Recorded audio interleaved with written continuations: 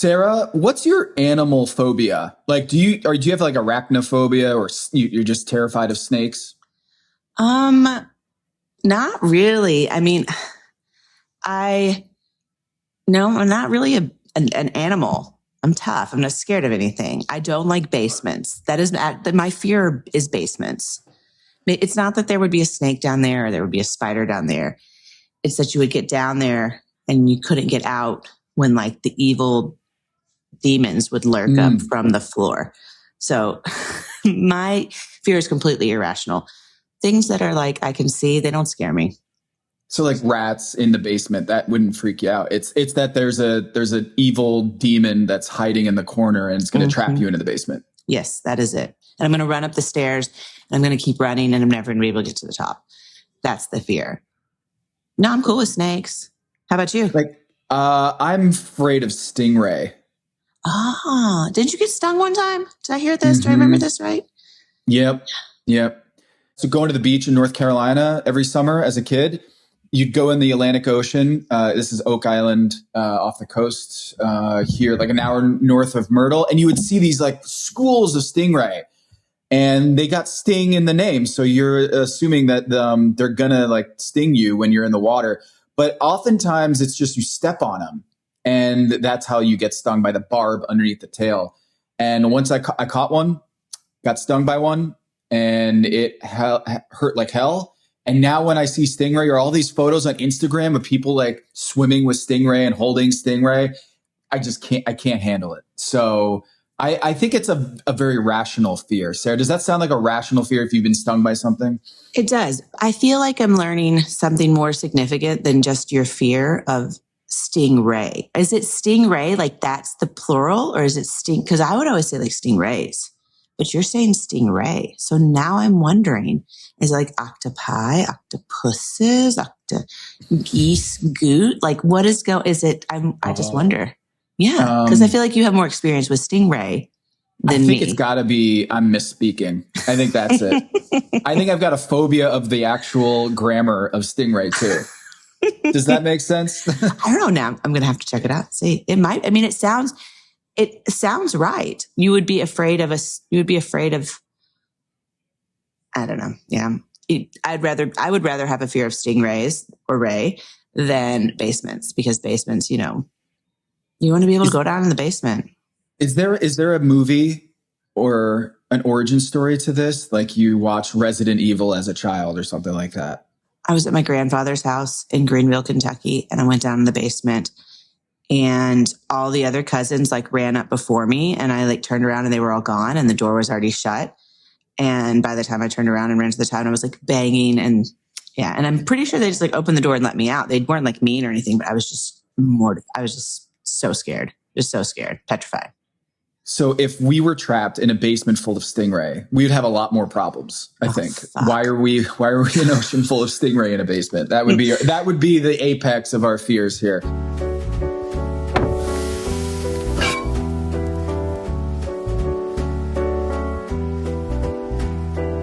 This is Pack Your Knives. I'm Tom Haberstroh. I'm Sarah Bradley. Sarah, all-time crash out on Top Chef in this episode by Seeger. Whoa, I know. And I don't think we got the full crash out, right? Because like you're saying on air. Mm-hmm. On air. I'm saying like all the other chef testants were just like, yeah, I think it was like a full blown, like, I mean, he asked for the rules and he was like reading them. There's nothing he could do that would help him there. He had the worst dish. He wasn't going to like argue his way into winning. I don't know what it was. And he made one comment. He said, me being in the bottom because the texture of my liver is a little off is crazy. And I'm thinking that's what this show's about, man. Like the littlest mistake and you're done. And your mistake was bigger than everybody else's. So it makes perfect sense, buddy. Like, yeah. I think when you look at the fact that it's down to 5, and the littlest things are going to get to send you home. And he was so tight, like so tense when he was eliminated, when he goes back and he says, so what was the challenge again? Oh, yeah. Right. Oh, so highlighting the Appalachian flavor. Okay. Just checking. I was like, oh, he is not thinking. Like we've all been there when you're playing cards or a board game as a kid and you lose and it's on a technicality or something, and you just you just can't accept that you've lost. And so you're going to pull out the referee card, or you're going to pull out the rules sheet. But I noticed when Jonathan was like, yo, just chill, bro. Like, you don't want to go out like this. It did seem like whatever he said out there, we didn't get the full picture, because like the back and forth was tense between the judges and Seeger. But it seemed like for Jonathan to jump in and be like, yo, dude, you need to chill. You need to chill out. It seemed like there was a lot more back and forth. And when Kristen looked off, when he walked away finally, and Kristen gave the look of like, yo, it felt like there was a little more that we didn't get. Well, I did hear from a little bird that there was a lot more and that there were some F-bombs. But I mean, I'm not going to say who the source is, and I didn't actually get to see it. So I don't know the truth behind, I can't like, that would make sense. I can't confirm this story, but I heard there were some F-bombs from the chef side and the judge side. I don't know. I would, but have you had something similar on set where it was like, oh, this didn't make it to air and it wouldn't look great on everybody, so they decided to just cut it? You don't have to get specifics, but like, I told Nancy Silverton. I mean, I feel like she doesn't probably even remember me, or like. Yeah, she told me that there was no ugly crying, and I was like, I did not like that. People are allowed to cry. Tom Hanks in A League of Their Own style? Like you're allowed to cry. People are allowed to feel emotions. I'm not saying that Nancy Silverton is wrong with what the world is, but that's like old school chef stuff. I feel like now you're allowed to we can cry when we're happy, right? We can cry when we're sad. Why can't we cry when we're like disappointed in ourselves? And that was right after Padma said, did you mean to desecrate the life of this cow, even though your husband is a cattle farmer? And I was like, no, I didn't mean to desecrate the animal. So it was a long time ago. But yes, I know that those situations have occurred on Top Chef. But yeah, Seeger, I mean, he had such a strong showing. I do hate that he had to go out like that. Would I have loved the full access, uncut Last Chance Kitchen is actually uncut Seeger fighting with the judges? I'd pay money for that. Well, what's interesting is he got eliminated, Sarah, for getting the texture wrong on the dish served to the judges. And he appealed to this, and he said, you can go ask everybody else who ate my food. And they were like, well, you didn't serve us that. Like, you didn't serve us the cold pate that turned into a mousse that got all runny and didn't have the right texture. And Rhoda did. All these other people, when they got the judges walking up, they prepared the perfect dish. And the irony of this is that was his superpower in the Southern Sides episode, that he won because he served perfect pork belly to the judges and then whatever to the rest of the diners. So it came back full circle, almost that he got eliminated for the second time, for the record. And the second elimination was for something that he did and what got him the victory in the Southern Sides pork belly dish, which again, we didn't get the full picture on the episode that aired, because I think for the rest of the diners, and I confirmed this at an event I did with Laura Barrero, who was at the table with me, the journalist for Axios Charlotte. She was like, yeah, Tom, you were absolutely right. Our whole table could not eat Seeger's pork belly, and yet he won, which was so surprising. And it just goes to show that this competition, Top Chef, what you see is not always what you get. And I'm not saying that there is a mistake by the judges or the editors. I'm just saying there is a level of editing that we don't get the full picture. And I think with Seeger, man, if we can get Seeger on the show, we should do this, by the way. We should put our people in place, Sarah, to get Seeger to talk about this. Is, man, the actual Seeger experience might be very different than the one we saw on air, good and bad. So here's the thing. There's two types of challenges on Top Chef, right? Number one, you're plating a lot of food and you're back in the kitchen, and then the servers come in or people come in and you take those plates out and you present them to the judges. The thing about that is you don't get to pick. Like, say you have to plate up 20 plates. You don't get to pick and choose like these 5 are for the judges. And honestly, if you make a plate that's like missing one of the components, it's for sure going to go to the judges table, right? Like, they're going to make sure the judges see that you did not make all of your plates consistently. So that's the one where you have to plate up a bunch of stuff and you don't get to control which plates go. So you better make all of them perfect.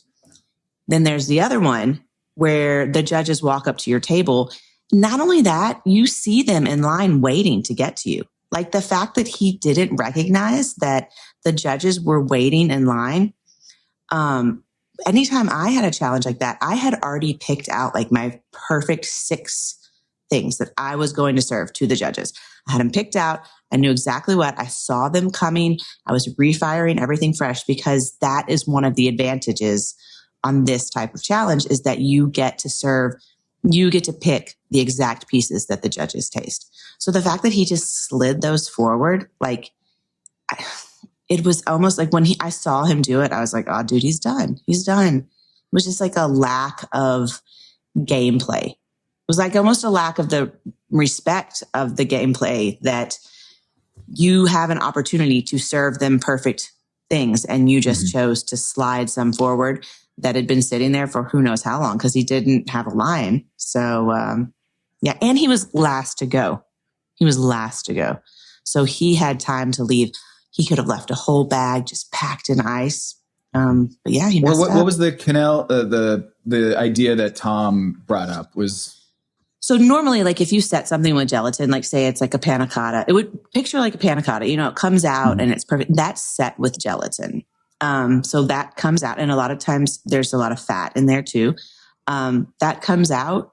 It would be like, picture like scooping the panna cotta out of the vessel it's served in at the restaurant and putting it in a to-go box and then taking it home and trying to put it back into the form of a panna cotta. So the gelatin, when he set it in the third pans, it might have been nice and set. It didn't look like it was perfectly set.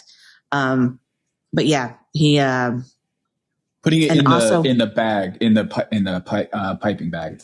Yep, in the piping bag. The other thing is, he said, well, it doesn't feel like this has been in the cooler that long. So I believe I saw him put his third pans on his speed rack, and they call that banquet wrapping, like when you wrap the speed rack in plastic, and that's so nobody can get in there, but also like during moving from one place to the other, things don't fall off the tray. I'm pretty sure his third pans he set on the speed rack.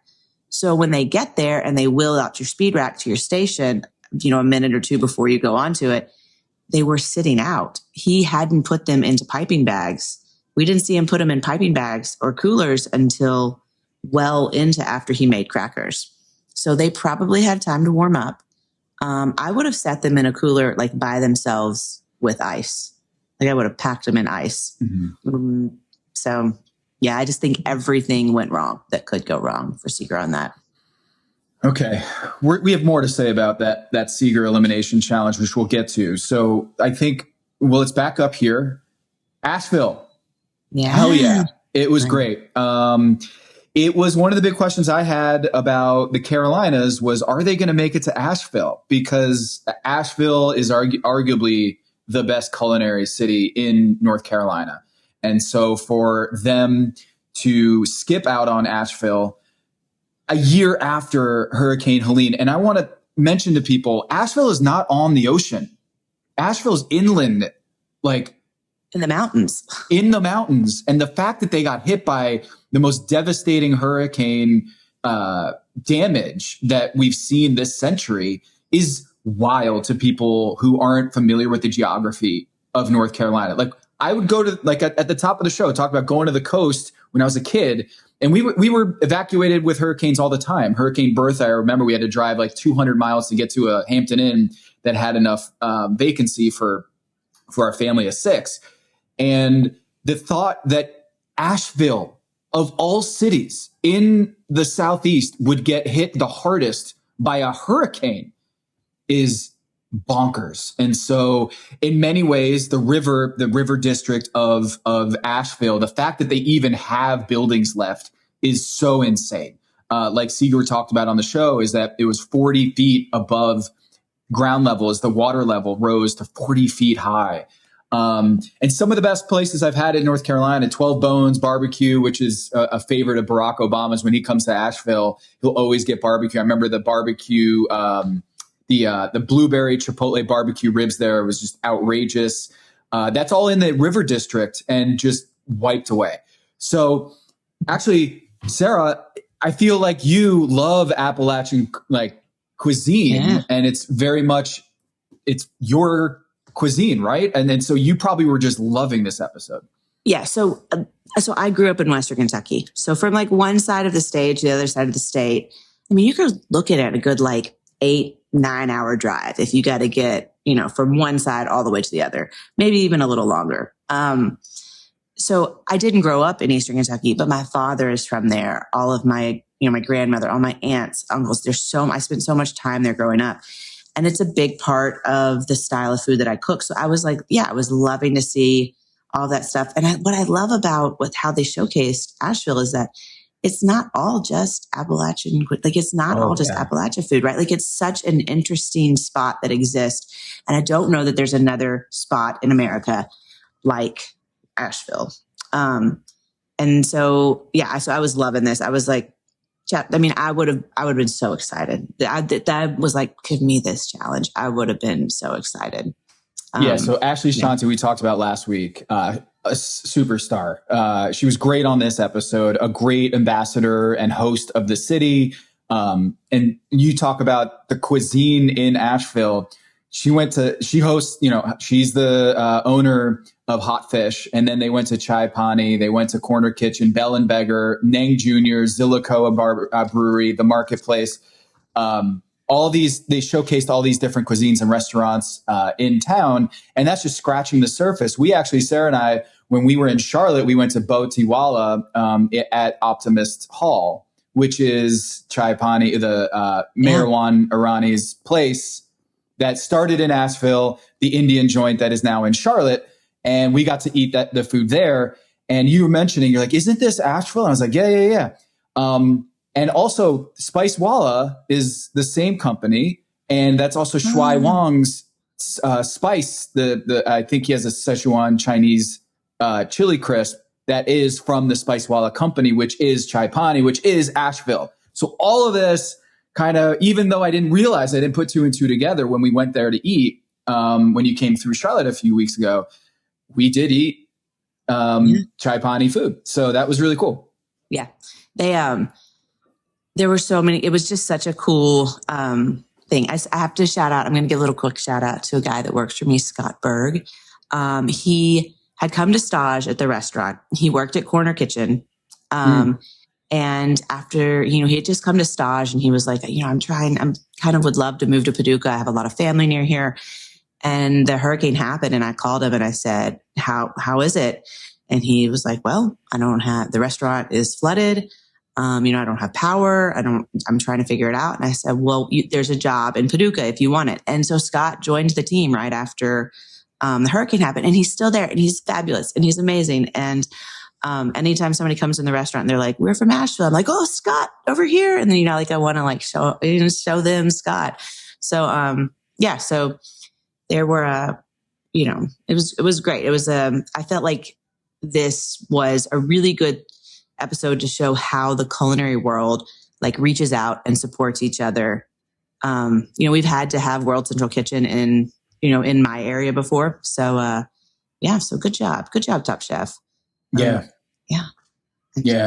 It was really good. Also, I think you can't really tell the story of the Carolinas culinary and food and the different pathways without talking about Asheville. So, I mean, it's the Biltmore Estate, like we talked about, is one of the biggest tourism spots in the South, but that's such a small part of what makes Asheville so cool. I'm going there in the spring. I mean, sorry, in the fall with some friends of mine, and I can't wait to go to some of these spots. I mean, we got more pawpaw, we got leather britches, hominy grits, fried okra. We got the tapioca. Was it tapioca kernels? Is that what it was? The tater tots that Marijuana was. Yeah, but that was, I think, the tapioca was like the nod to the Indian cuisine because tapioca pearls is not. It's not a local thing.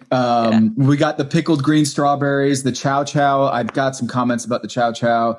We'll get to that, but it's for the geography of it all. Charlotte is about 2.5 hours away. It's 2.5 hours east of Asheville, and if you imagine an upside down triangle, Greenville, South Carolina, is the middle of that triangle. Is the point of the bottom of that triangle. So it's an hour and a half north of Greenville, South Carolina. So when they say, hey, we're going to Asheville, it really is like close by. So it's an hour and a half from Greenville, South Carolina. Remember, Charlotte is on the South Carolina border. So if you just imagine this triangle where Asheville is the western part, Charlotte is the eastern part, and the south point of that triangle is Greenville, South Carolina. So it is very feasible that they would just do a road trip for the day to Asheville. So I had to stop and pause. And then I got all in my head about it. So they left Greenville. They drove to Asheville. And then I see them like back in the Top Chef kitchen cooking. And then I see them like in a forest. And so I had to go all the way back because, so obviously what they've done is they've gone to Asheville. They've learned everything. They've come back to Charlotte. Now they're cooking. Then they go to this place. It's like what, like 45 minutes outside? Yeah, Monroe. Yeah, Monroe. Union Exchange. Yeah. Yeah. And I was like trying to figure out, like, did they take them back to Asheville? So they definitely were all over the place. And in my head, I was just wondering like how this played out. I feel like they went to Asheville.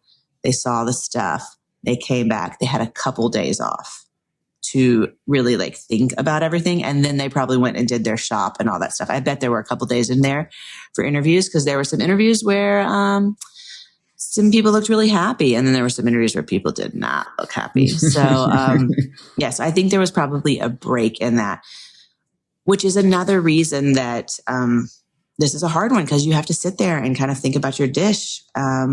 Yeah. Okay. I teased it already. The chow chow. So Sherry gets the advantage that she gets to choose two ingredients and pull them off the board, essentially. She goes for the October beans because it reminds her of the black-eyed peas, the beans that she would have back in Brazil. And she says, I'm gonna do that dish with the black-eyed peas or the October beans. And then she pulls chow chow, which much to the chagrin of Lawrence, because he was planning to do chow chow. And then he did chow chow. So Sara, it's a technicality, but it felt like he kind of skirted the rules there and it didn't really get brought up. Yeah, he called it a not chow chow slaw.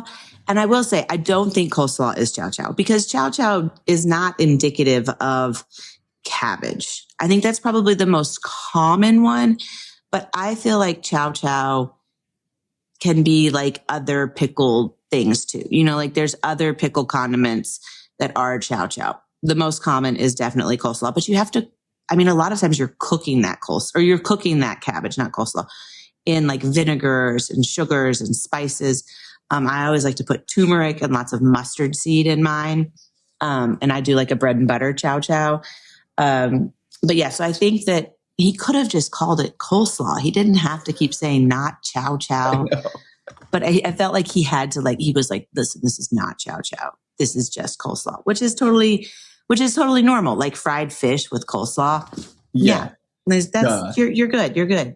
But yeah, he felt like he wanted to make sure everybody knew. He was threading chow chow. Quite the needle there because it was an essential part of his dish, but he also knew that it was I could see Sherry, if she was eliminated and Lauren stayed on, I could see that being a talking point. But because Sherry, her dish was a star, I don't think it really came down to that, you know? Yeah. But I mean, if you think about when he was like pointing out chow chow, he was like, there's the pickled, strawberries and the pickled this and the pickled that. And they had like all of these things. And so a lot of them made like kind of a version of a pickly chow chow. I think that Lawrence just is the only one that used cabbage. Just call it coleslaw. Yeah. So we also had an interesting Seeger moment where he suggests to Rhoda that she should put buckwheat in her chili crisp. And that was a huge star. And he goes, I'm top sous chef, which he seemed to be bright and happy and jokey before the elimination happened.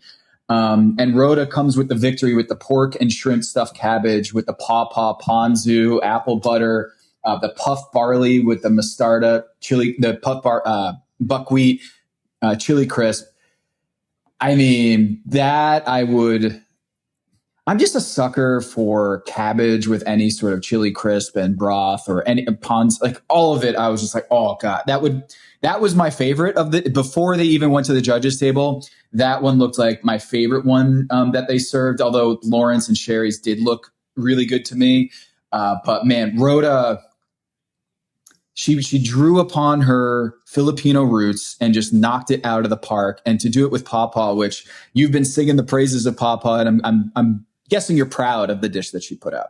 Oh yeah, I mean that's the dish I wanted to eat, right? Like, yeah, because I could just see like that chili crisp, like it got down in every little bite of that like cabbagey roll type thing. So it was like all these little condiments and pickles and the chow chow, and I love buckwheat and the texture of it. So yeah, that's the dish, hands down, I wanted to eat. Then it would have been Lawrence. I was a little perplexed, honestly. I also, Sherry, have no frame of reference for the dish that she served. So I was really intrigued when she cut it open and the inside of it almost looked, it didn't look like a fritter. It looked kind of dense, but it's one of those times where like, even if the judges don't have a frame of reference, how do they judge to say if it's a good version? Rule, yeah. Right? That's it. Like, how do they know if it's a good version? But if it was delicious, that's all that really mattered. So, but Rhoda's looked fabulous. And as I was watching the show and I saw her scooping 200 portions of cabbage, I wanted to say, sister, just give them all half a portion and make 100 rolls, and the thing is that from experience, I have been on the show and seen where people do not actually have 200 portions. They might have 100 or they might have 75. They just haven't got to the thing. And then they're like, oh, I'm sold out. This is a thing that happens. It's always a thing I don't like. But I mean, there is no one there making sure that you actually serve 200 portions. They give you a number, but you don't actually have to serve that number. That's not a part of it. I've never considered that. Never considered that. And there is no like referee out there who is like, hey, like a mise en place race where it's like Tom comes by to check. There's no counter while they're serving. Yeah. They're not making sure that you're serving 200 guests. And sometimes they'll say like to a dining room full of 50 people, you don't have to serve 50 portions because the judges are all going to get theirs. But then like you were at the other table for the sides and you guys got some to share. So they're not always serving 50 portions. But on the one where people are like walking up to the table, I think that should be part of it. Like if they say you need 200 portions, like you should have 200 portions. And if you're only able to execute 50 portions, but they're the most delicious portions, then like you still didn't meet the requirements. And I wonder if that maybe was like part of Seeger's thing. Like he had enough to serve everyone and he made sure like, he featured the special ingredient and maybe some people, didn't. So, well, let's talk about this because Jonathan, when he did the mountain trout crab cake with sour corn, which I don't think I've ever had sour corn. Is it as acidic as it sounds or super sour? Okay, I'm going to tell y'all a story. I'm putting myself out here, y'all. I was in Eastern Kentucky. We call her Gimper. It was my Gimper. Her real name's Lula, who I named my daughter after. She was essentially my my paternal grandmother, but my gimper. And before I left her house, I ate some sour corn, and it was so good. And I ate like half a jar of sour corn. And then I headed out on the interstate to drive back from Eastern Kentucky to Lexington. And I made it like 30 minutes, and my stomach was like, bruh. And I told my brother, I was like, we gotta get to a gas station. He's like, why did you eat all that corn? I was like, it was so good. I just couldn't stop. And I mean, there was a moment where I wasn't sure if I was going to make it. We stopped at the rest stop at Red River Gorge. I was like, just get me there. I didn't know if I was going to make it, but I made it, y'all. Didn't embarrass myself in a car, but I did just tell everybody about it on podcast. So, too much sour corn is too much sour corn. You were like Ace Ventura when he's like, do not go in there. Oh my God. The Red River Gorge Shell Station. Apologies. It's a beautiful, there's a beautiful, beautiful, like rest stop there. It has so many memories to me, like that rest stop, like principally that memory. Yes. Yeah. Oh God, damn that. You made it. Sour corn. I made it. And I never, ever in my life sat down and ate half a jar of soured corn ever again, but it is good and it is sour. And it's because of the lactofermentation. So, it's delicious. Oh my God. It's so good. I'm going to send you a jar. Yeah. And I will eat smaller portions than you did that day. But that sounds in gimper. Did you say that's a new one for me? Gimper. I think that my oldest cousin, John, that's just like what he said. He said gimper. Like it was not, I don't know of anybody else that has a gimper out there. Oh, but it's like whatever the firstborn cousin says, that's just like, it just sticks. It's not like a regional thing. I think maybe he just couldn't say grandma or he just said gimper or I don't know. But she was quick wit, sassy. She was a school teacher. She had a joke for every moment with perfect timing. I have literally created my grandmother in my daughter. Like they are the same person. So yeah. Yeah. So good. Well, in my family, it's G-Ma. She liked G-Ma. It was just, a kid was like, I can't say grandma, so it's just G-Ma. So that's Gimper and G-Ma. Seeger would get torn apart by a Gimper, it sounds like, or they would have fun going back and forth. If judging by this episode, that they would have some fun. Yeah. I really think that he had to have known it was not good. Okay. Well, he had to have known. This is where I was going with it. Jonathan and he were in the bottom, and Seeger, his bone that he was picking was that he featured Appalachian ingredients, and with the implication that Jonathan did not. And so Jonathan did the sour corn with the peach relish and the criticism and the mountain trout, which is this is all very Appalachian.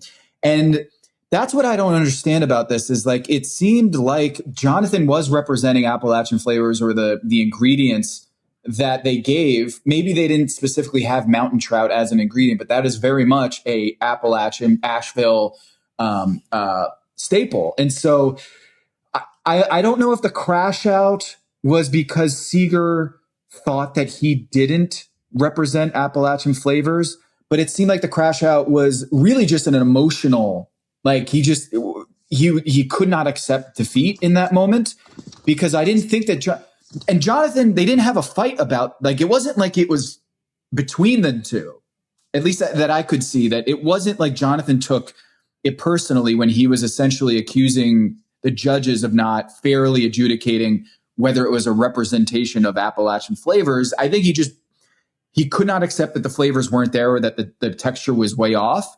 And he had to grab onto something.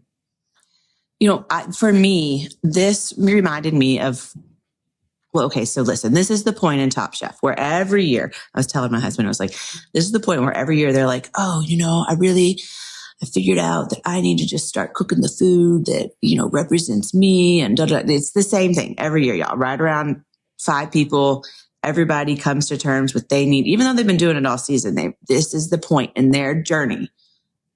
Yeah. And I think that the producers make it this way, but this is the point in their journey where they realize what they need to cook.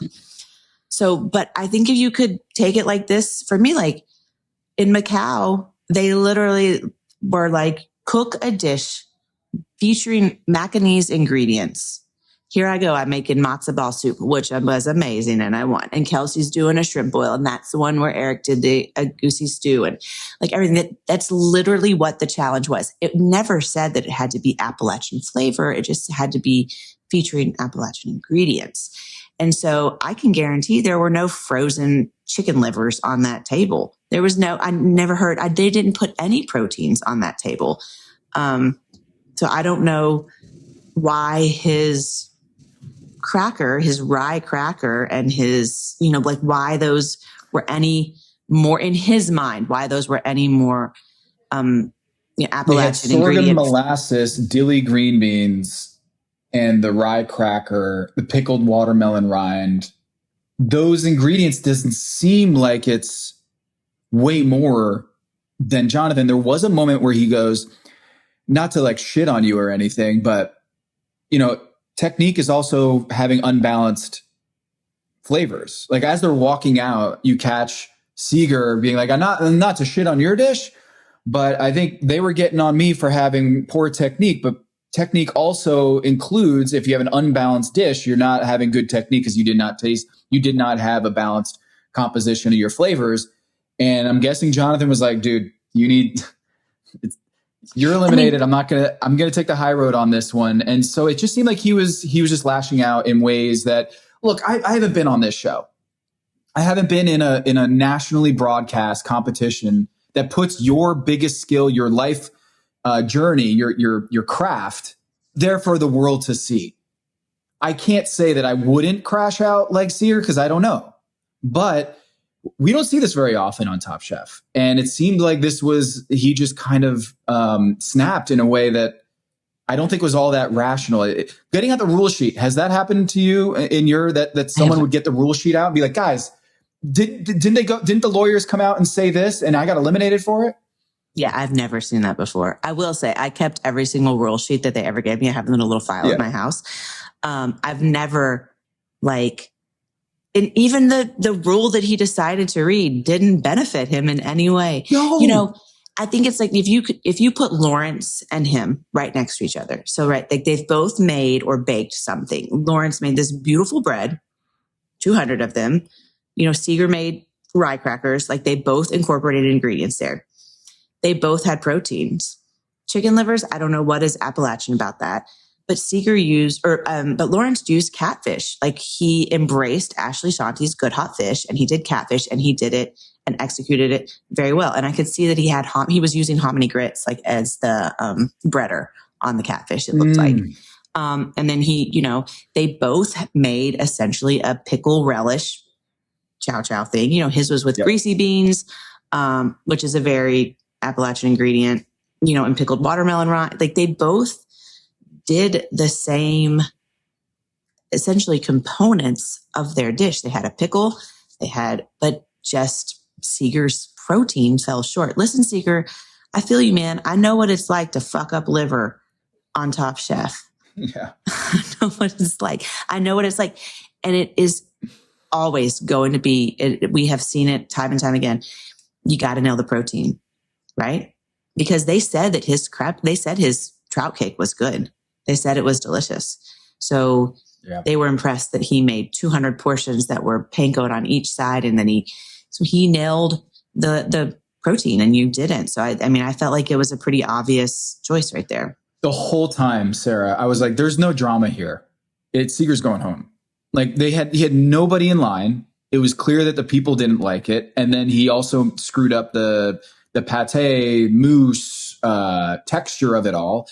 And so I remember watching this episode, Sarah, and saying, it's obviously Seeger. And this is one of those cases where they have to drum up the intrigue of the suspense of like, is it going to be Jonathan or Seeger? Where everyone there was like, yeah, it's going to be Seeger going home, which is also why this particular emotional meltdown was so interesting to me, was because I don't think it was all that close. And the judges didn't either. They were like, dude, they were all successful.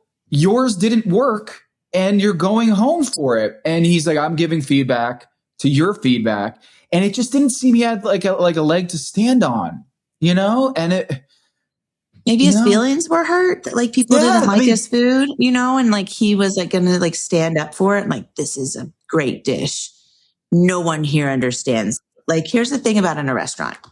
You might put a dish out and you're like, this is a fabulous dish. And you sell 30 of them on a Tuesday night. And you're like, everybody loves this dish.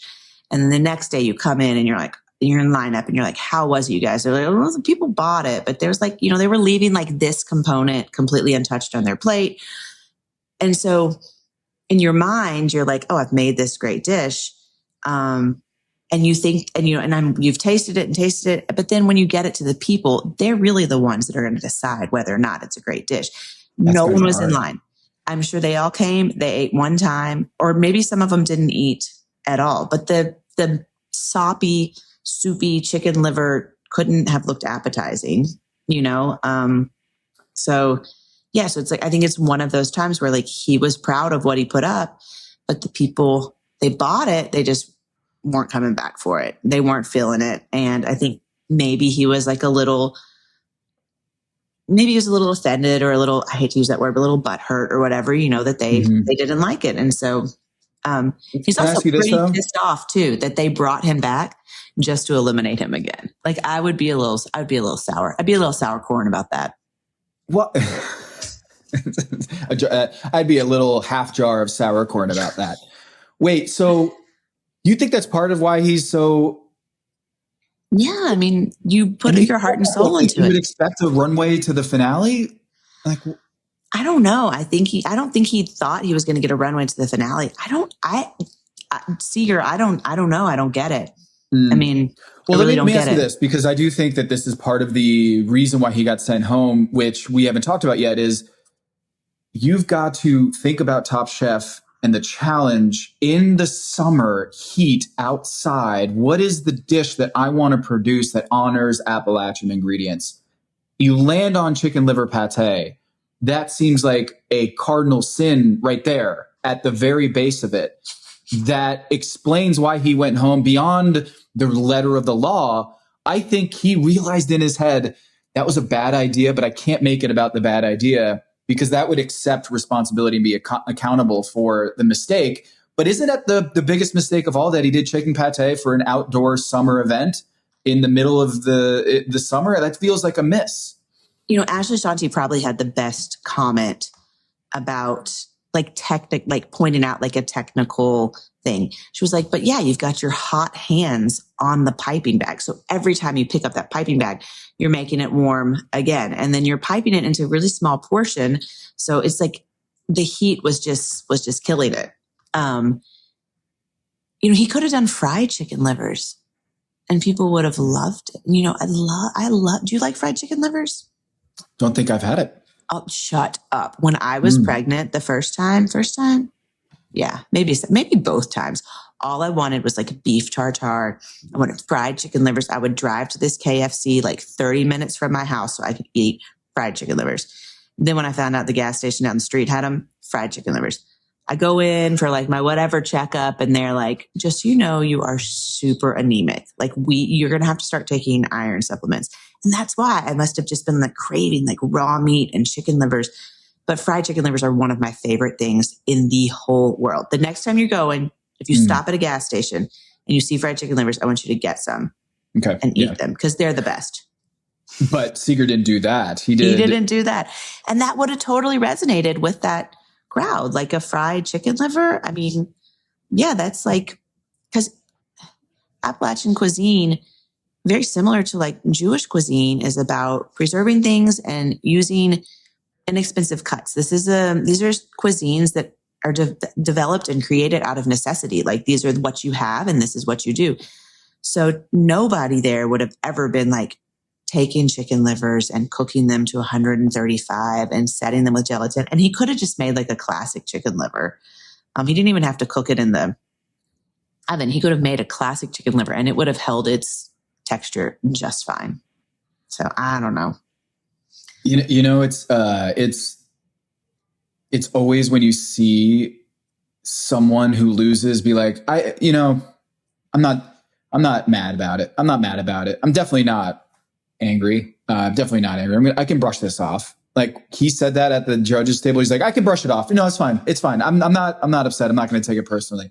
You are clearly very much taking it. It's like when someone says, no disrespect, but that was the worst fucking dish I've ever eaten, Sarah. And you should go home and never cook again.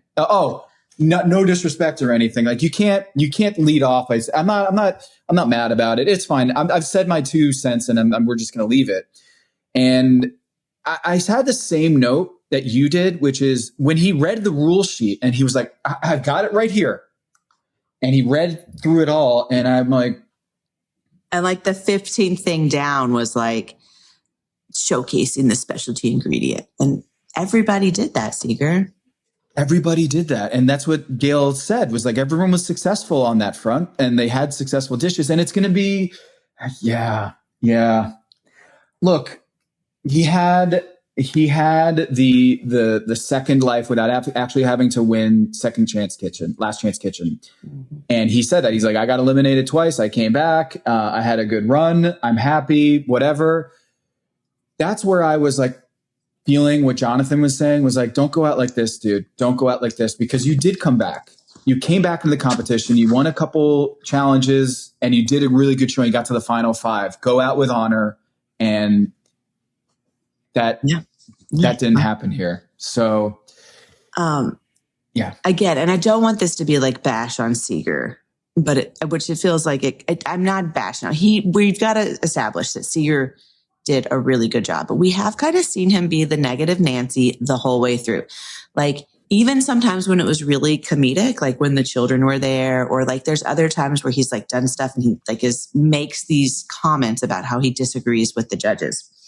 But like as the fight was going on, because I watched this episode for a second time and I was like, yo, Austin, you gotta see this. And I brought him over to the computer, like let him watch it. And Seeger, I promise I'm not trying to bash on Seeger, but my husband jokingly was like, could you imagine being married to someone that always had to have the last word? And then like looked at me and I was like, listen, buddy.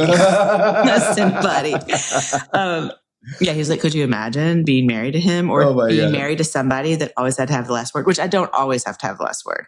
And you're just like red searing eyes back but over it was at Austin. Like, It was a very comedic thing, but that was it. He was not going to walk away. And like, if you compare him to Sherry's dish, right? Sherry also had like a baked, fried component. You know, she had something like a fritter. He had his cracker. They both had this sauce, which her peanut sauce, I mean, her dish looked pretty messy to like, it looked like it was supposed to be a one biter. Cause I didn't see her serving it with silverware, but it looked pretty big for like one bite. I also, will say I was very surprised that Sherry didn't catch any slack for dumping chow chow out of a can and then mixing diced tomatoes with it. Ooh. Right? Like, did she make a chow chow? She didn't make a chow chow there. And I bet that the judges, I'm wondering if that existed somewhere in the realm that we don't see on TV. Like, they don't love when you just take something. But then I also think about a lot of these people had just bought a bunch of preserved or pickled items and then kind of like mixed them all together to create their own, which I'm telling you, that would have been a time saver. But she just made like a pico de chow chow, I think is what she called it, something like that. So I was a little surprised to see that. But then again, so there's Seeger and he's like, well, I pickled my own watermelon rind. Like I pickled my own greasy dilly beans. So that might have been something where he was talking about, you know, like the featuring Appalachian ingredients, like he did it and he made his and she didn't. So I was kind of looking at all these different things, like where was he getting where this? Was his, yeah, where was it coming from? Yeah. Because chicken liver pate does not scream Appalachian food, right? So it's not, he can't lean on that as like, I did fried catfish and he did, you know, a halibut, you know, he didn't have that advantage in the argument. I was kind of bummed out in this episode. I was hoping more mushrooms would come to the surface. We saw so many good mushrooms on those jars, you know, the chanterelles, the morels, the black trumpets.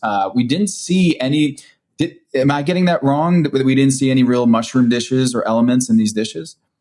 I mean, I'm going to guess that they were filming I know when they were filming, right? And that's not like, it's pretty hot at that time. It's not always the best time for it. I think also True. They had a pretty dry season. I think it was pretty dry, like around, I know in Paducah that like August, September, that area is pretty, you're missing some rain. So I wouldn't think that it would be like a huge mushroom season there.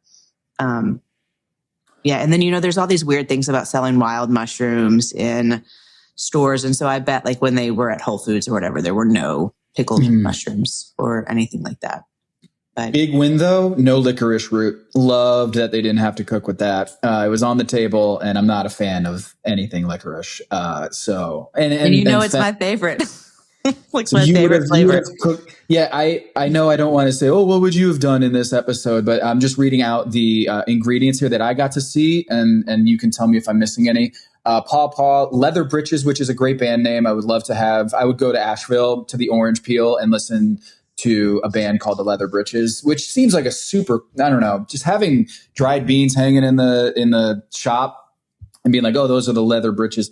I didn't know about Leather Britches until I watched this episode. So there's that. Fried okra was on the dish at chai pani, and then the tater tots, which, like you said, those are not local cuisine, but there's chow chow, sour corn, sorghum, dried beans, licorice root, dried apples, morels, black trumpets, chanterelles, and I must have missed something. There's the pickled green strawberries that they also featured at Marketplace, or not Marketplace, but they were there. The hominy grits. Is there anything that you were like, oh, I would have loved to have cooked with that on this episode?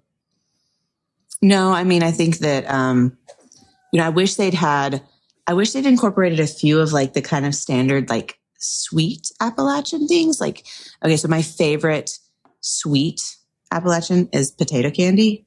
So you like bake a potato, you take it out, you mix it with powdered sugar until it like forms into a dough. And then you patty that dough out and you smear peanut butter on the inside and you like roll it up. So there's a lot of these ingredients that are like, or dishes that are very Appalachian that are very, very simple. And so they just kind of exposed them to the ingredients and then they were going to let them go on with it. So, I don't know. I mean, I would have been super happy about it. I will say if you're not from there, you probably have access to October beans and you just don't know. Other places, they call them cranberry beans. Like we're on Western Kentucky, we call them horticulture beans. So they're those beans that have like that purple, like speckle on the outside. And then when you cook it, that speckle goes away. And they kind of get like this reddishy gray color to them.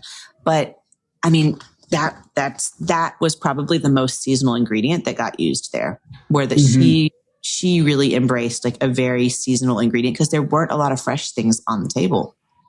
Not a lot of fresh stuff. Most of it was all dried, pickled, stuff like that. So I thought it was a super smart move when she pulled those October beans. That's probably the ingredient I would have wanted to use the most.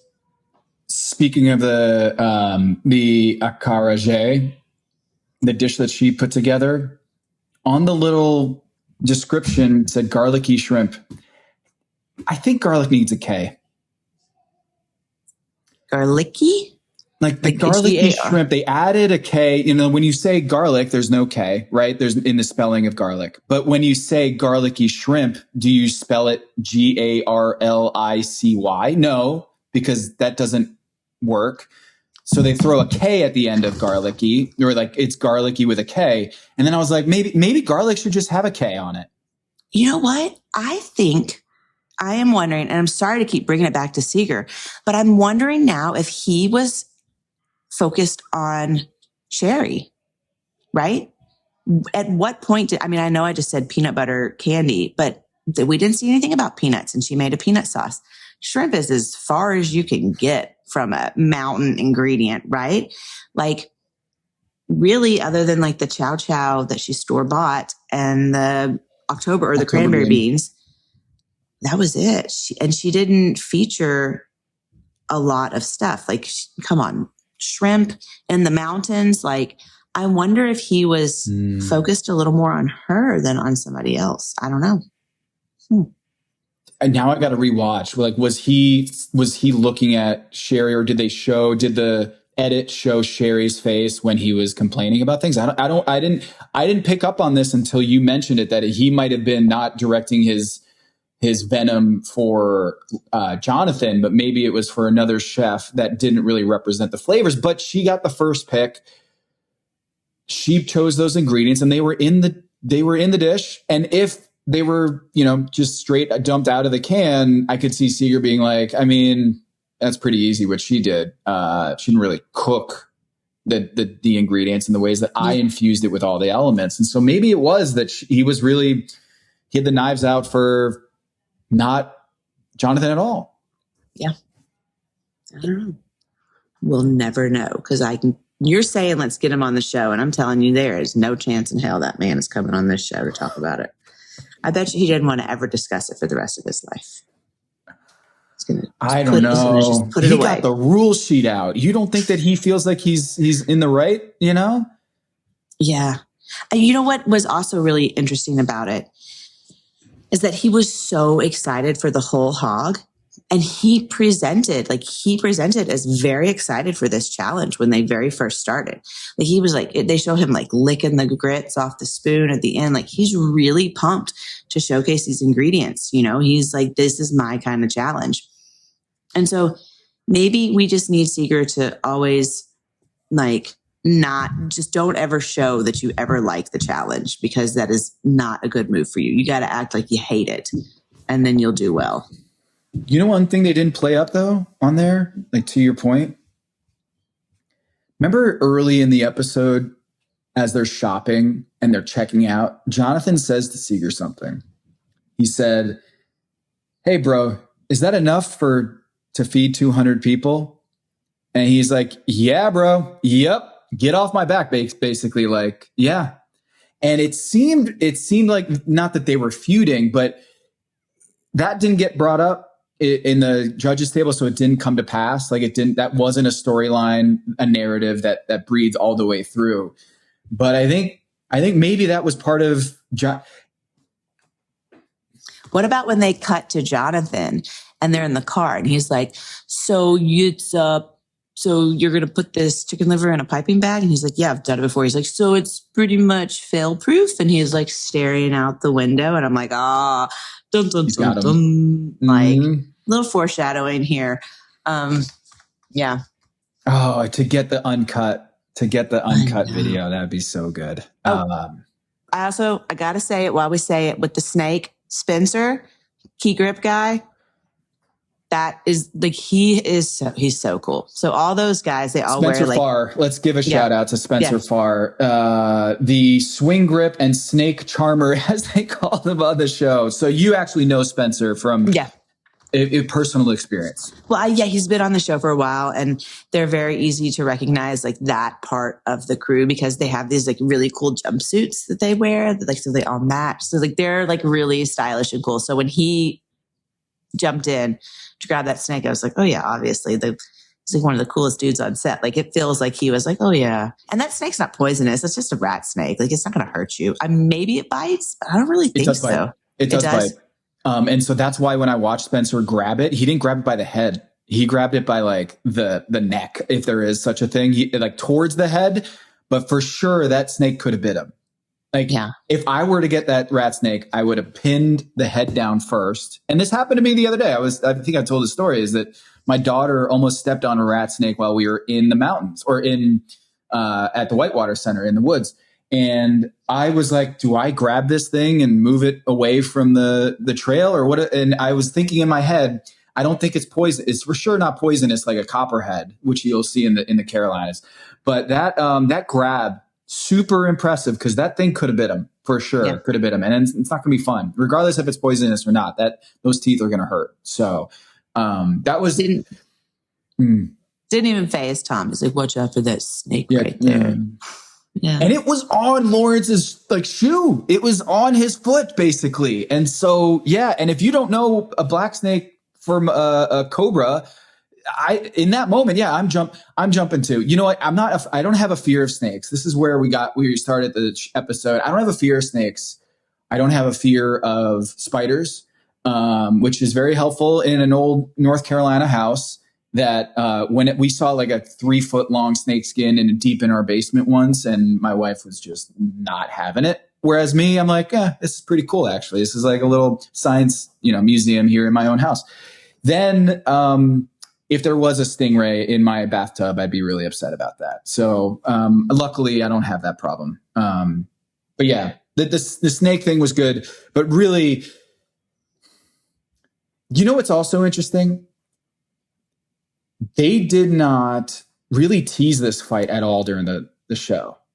They teased the snake a lot, but they didn't show like the retorts from the judges as part of like a dramatic trailer for Top Chef. Am I getting that wrong? Like it feels like in the preview episode or the preview of the episode or in the summary montage of the season in Carolinas, I don't think they were playing up this interaction in a way that maybe the first 5 years of Top Chef, they definitely would have been playing it up.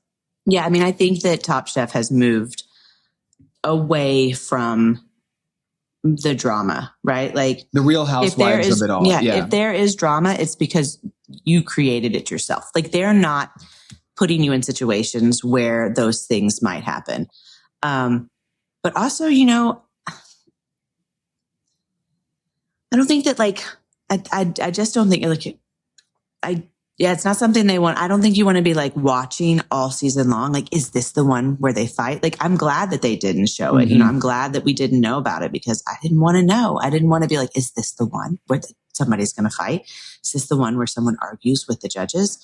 I just enjoyed it. But when it happened, I was like, oh shit, like this is good. Can I ask you, so the executive producers, like if you're Tom Colicchio or Gail Simmons or Padma, you become an executive producer after so many years of being on the show.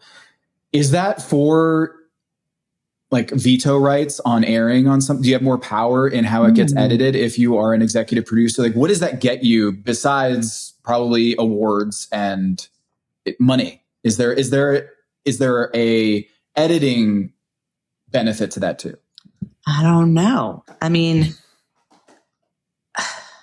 I don't know. I don't know what it gets you. I mean, I definitely get you more money. But yeah.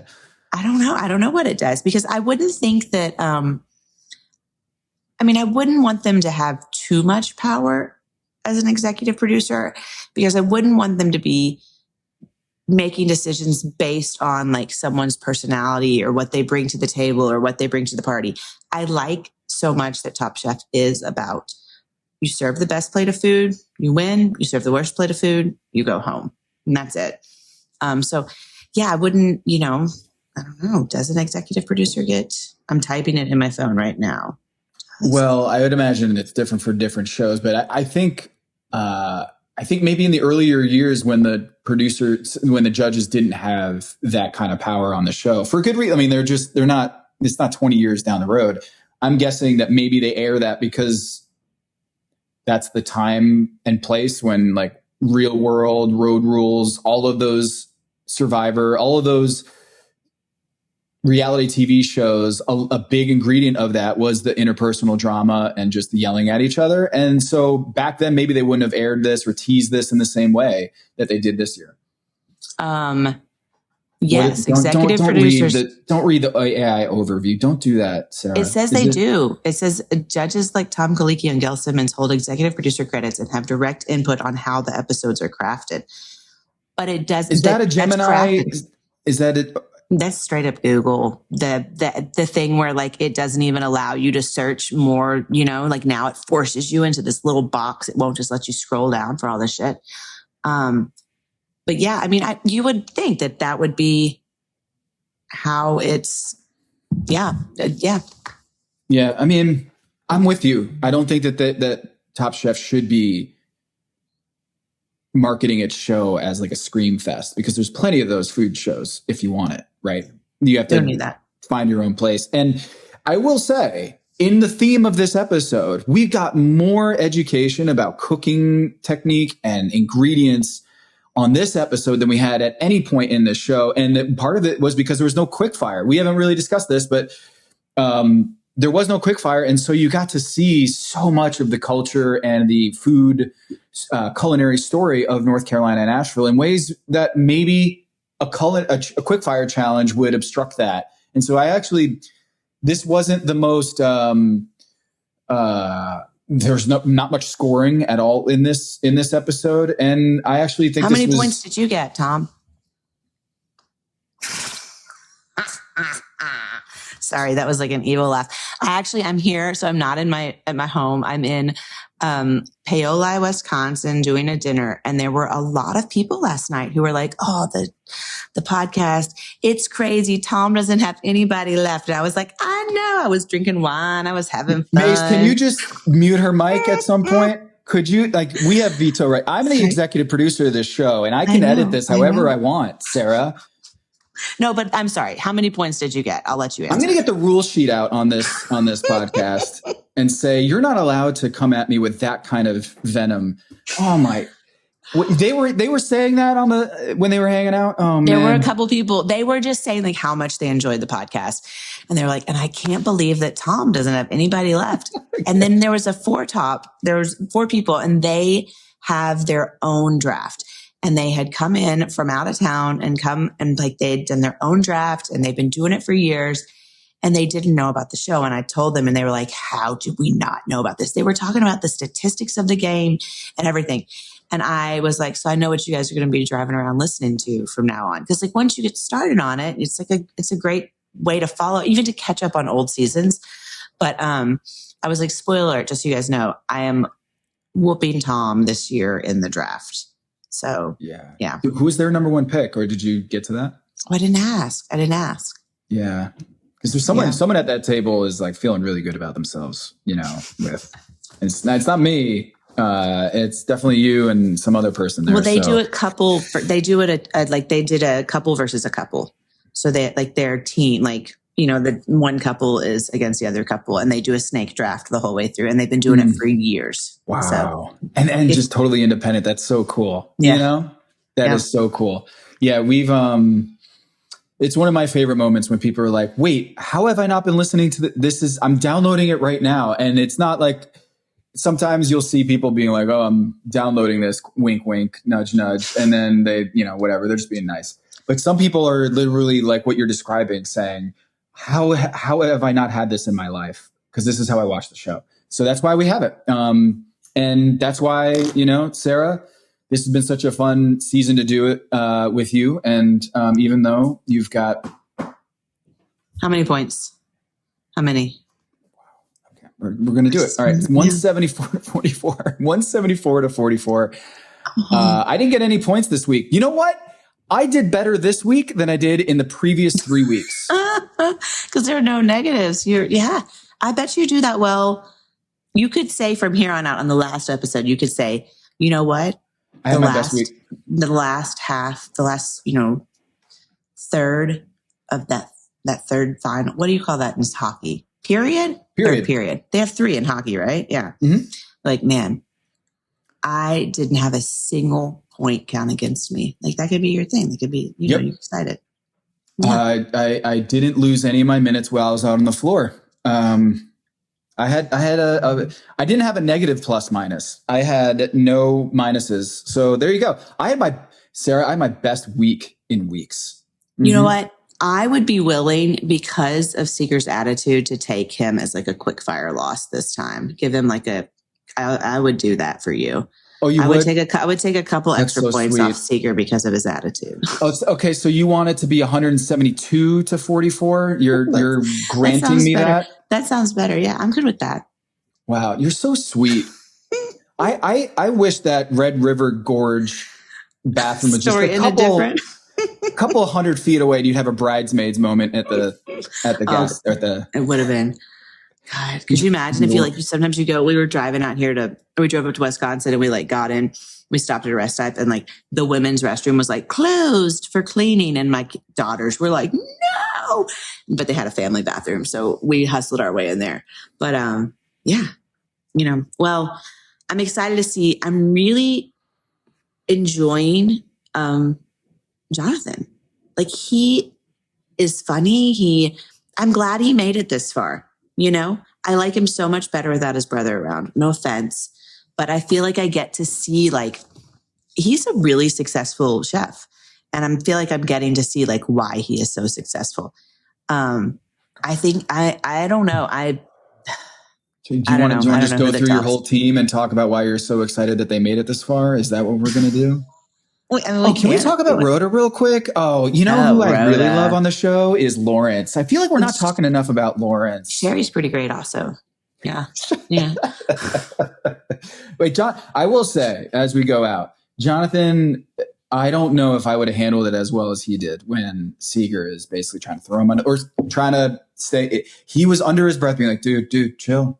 Like it seemed like he has a twin brother that he's had moments where he has to kind of like pull him back a little bit. That's the kind of guy who manages a bunch of restaurants because like he's a culinary director of a large restaurant group. That's the kind of guy that's a father. He's like, you need to like sit down. You don't want this to be your legacy, man. Like you don't want this to follow you wherever you go. You need to like, this is just kind of, man. I mean I say this, there's a rookie for the San Antonio Spurs who in the last game got a lashing from his coach. The coach pulled him aside and just grilled him. And there were people roasting this rookie because he got teary-eyed. He was like getting emotional and was like in the middle of the Western Conference Finals. And I love that. I love when someone is emotional about it and hurt by those words. Not that I like when, there's emotional abuse or whatever, like that didn't veer into that category. But what I want to say is in some way, I like that Seeger lashed out because he cared so much about winning. Like he really wanted to win and just was not cognitively accepting the defeat. And so part of me is in a way that I kind of like when they're dust-ups in sports, because I want the players to care. I really want them to be emotionally invested in the outcome of the game, because as viewers, we want Seeger to really fight for himself on the show. Did he fight for himself in the best way possible? No. But I do think that it was representative of things that I think Top Chef over the years had lost a little bit, is that they're too nice to each other, that they don't like, oh, I was happy I came here and told my story. I really wanted to win. I didn't think I should have gone home. I really wanted to get to the finale. And that's whether it was presented in the best way, in the best light possible. I think we can all agree. No. But there was a moment that I was like, I really like that Seeger cared so much about wanting to compete at the highest level and make it to the finale, that he was eliminated right then, that I actually enjoyed how much passion came out. If I think back on all the times, the top 5 is when it gets like, it's not friendly anymore. It's still like, it was a little different with Kelsey and I, but like all the other times, like you get that like top 5. It's like, so, because that by now there's most likely going to be 3. You don't always know. There could just be 2 cooking in the finale still, but I feel like there's always 3 now. But you're like there, you just got to make it through that one. And then you're like on the home stretch. But not only that, your odds get better every time. So like now you only got to be, just not the bottom out of 4.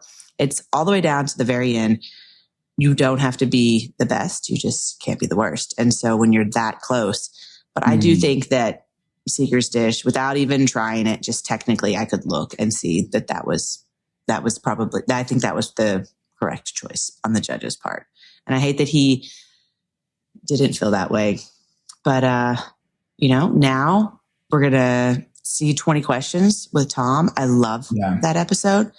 And I love how much Tom just... Happy Tom. Oh, it's like happy Tom, but he's like so disgusted by every question. Like, how could you possibly think there is Tuscan kale in this dish? Yeah. So the 20 questions for Tom. Can you, what is the game that is about to be played? Well, I'm pretty sure he gives them a dish. Like he cooks up a dish and they all get to taste it, but they know nothing about what's in it. And then they have to replicate that dish. and you only get collectively the 4 chefs will get 5 questions or whatever it is, and they have to like whittle it down to figure out the dish. And it is kind of like the blind taste test where you have to really, you have to know your palate, right? You have to know the food. And so it's a really fun game. Yeah, I'm excited. Especially with Tom, because Tom, like, of course, is just going to have so much condensation and condensation. Is that the right? Condemnation? Not condemnation. Condensation is like when your cup sweats. Well, yep.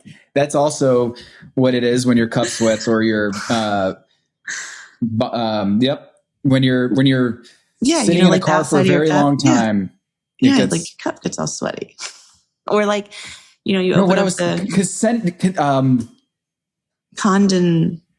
Why am I having, he is going to just despise their questions.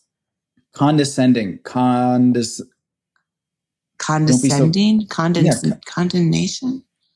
I don't know, man. It might be the same thing. Yeah. This is good podcasting right here. This is solid. This is the best. You know what? I've rescinded my executive producer role. I have demoted myself. So, okay, I am excited for next week, and we're getting to the home stretch, and I had my best week in weeks. So, for Sara Bradley, I'm Tom Haberstroh, and this is Pack Your Knives.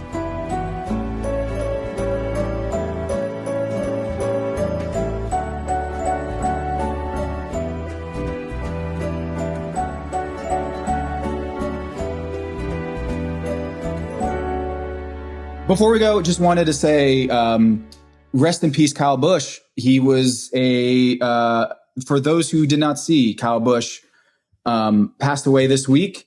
He was a NASCAR driver that was so famous and ties to North Carolina that they had him featured in the premiere episode of Top Chef in this season, Top Chef Carolinas. They had Jimmy Johnson and Kyle Busch, and was sick very suddenly and passed away. Father, husband, family man who really unfortunate that he passed. So this is... Yeah. He was the most winningest. He had the most wins of anybody in kind of like NASCAR racing history. He did like the truck racing. He drove the trucks. He just won a race. Like it's crazy. He was huge. It's really a loss. His brother also wasn't like a driver, and had to retire because of like concussions. But, yeah, man, like what? And he's young, and he probably was on his way. And not that he wasn't already one of the best. I mean, he was like, he's a legend. So it's really sad. I was like, oh wait, that's Kyle Busch was on Top Chef this season. And it just the cosmic full circle of it all is that this week was the Charlotte race. The Charlotte Motor Speedway hosted the NASCAR race this week, and they honored his family, and it was a really touching moment. And I could not believe the news. And so for the Top Chef fans out there, you might not realize this, but that was one of the 2 drivers that was featured in that premiere episode. So rest in peace, Kyle Busch, and thoughts and prayers to the family, and want to honor him. And we will be back next week on Pack Your Knives we're hitting the home stretch here, Sara, and we're having another week. So we got Jonathan, we've got Rhoda, Sherry, and Lawrence, and one of them is going to be going home next week. Solid team.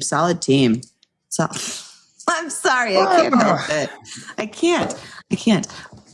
I think that what we really want to know, we stick in blind draft, or are you going back to after the first episode? We need to know what the listeners want, because I know what I want. I know. I think we're going to do blind draft. Yeah. I think we got to do it. Mm-hmm. Yeah. I think I've learned that it doesn't do any better watching the first episode, and in some ways, it's more fun to do a blind draft. So it took a lot for me to say that.